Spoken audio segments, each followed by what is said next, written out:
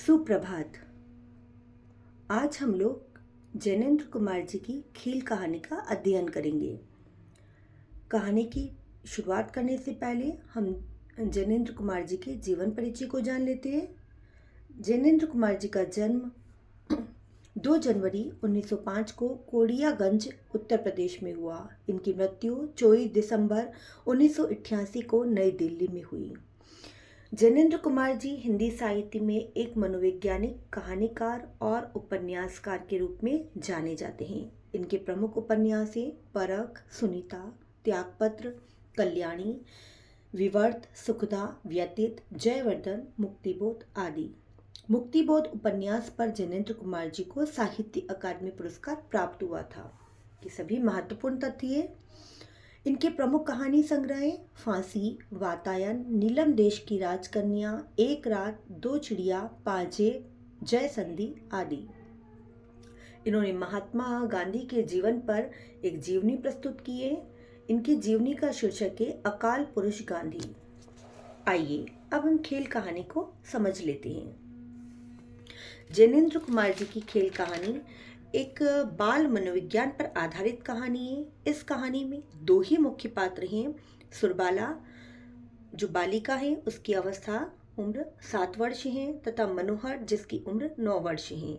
ये दोनों बच्चे गंगा नदी के किनारे खेल रहे हैं। बालक मनोहर एक लकड़ी से गंगा नदी की लहरों से उसके किनारे खेल रहा है, तो बालिका सुरबाला गंगा की बालू, रेत और पानी से अपने पैर पर रेत को स्थिर करके भाड़ बना रही हैं और सोच रही हैं कि मैं इसके ऊपर एक छोटी सी कुटिया भी बनाऊंगी तथा उसके ऊपरी सिरे पर भाड़ से धुआं निकलने का रास्ता भी बनाऊंगी। और अनगिनत बाल सुलभ विचारों में वह खोई हुई हैं।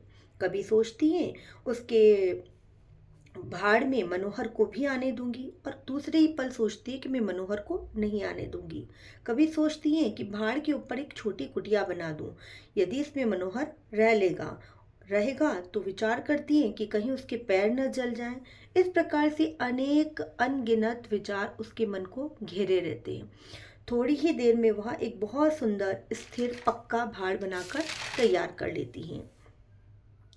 उसके लिए वह भाड़ संपूर्ण विश्व की सबसे सुंदर वस्तु थी, तथा वह भाड़ पूरा होने पर मनोहर को पुकारने लगती है। उधर मनोहर अपनी मस्ती में मस्त गंगा के जल की लहरों से खेल रहा था। सुरबाला की आवाज़ सुनकर वह आता है, तथा आते ही कुछ न देखकर, कुछ न कहकर सीधे आकर उसकी भाड़ पर लात मारकर भाड़ को खत्म कर देता है, तोड़ देता है। सुरबाला मुख खड़ी हो जाती है। कुछ समझ नहीं आता सुरबाला को कि आखिर मनोहर ने ऐसा क्यों किया। पहले तो मनोहर को ये सब मजाक लगा, लेकिन बार बार वह सुर्रो सुर्रो कहने पर भी सुरबाला नहीं बोली, तो वह समझ गया कि सुरबाला रूठ गई है। कहता है, सुरी रूठती क्यों, मैं तुम्हें ऐसा ही भाड़ बनाकर दूंगा। सुरबाला अपनी चुप्पी तोड़ देती है और कहती है कि हमारा भाड़ क्यों तोड़ा जी, हमारा भाड़ बना कर दो। मनोहर को लगता है अभी लो, मैं अभी बना देता हूँ। जैसे ही मनोहर भाड़ बनाकर तैयार करता है, वह सुरबाला को दिखाता है।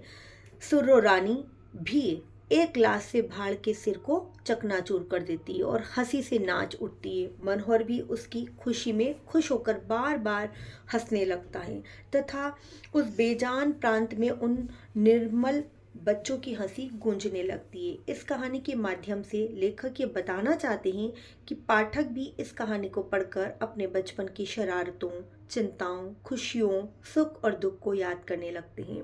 लगभग आप सभी के साथ भी ऐसा ही हुआ होगा। मैंने भी जब इस कहानी का अध्ययन किया तो मुझे भी अपने बचपन की अनेक अनगिनत स्मृतियां आने लगी। तो कहानी आपको पसंद आई होगी। कहानी को लाइक, शेयर और सब्सक्राइब जरूर करना। धन्यवाद।